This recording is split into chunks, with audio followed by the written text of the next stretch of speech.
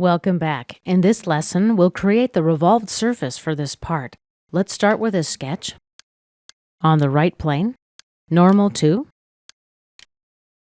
Now let's create a construction line.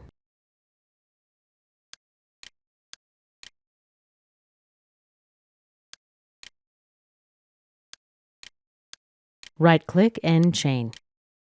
Let's create one more construction line. Right-click, select to close the tool. And let's begin drawing to approximate the shape of our picture.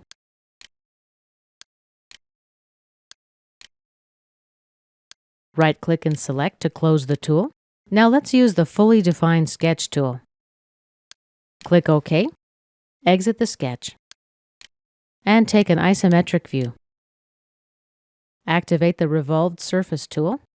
First we select the axis, and then enter a degree value, 360, OK. This concludes our lesson about creating the revolved surface of this part.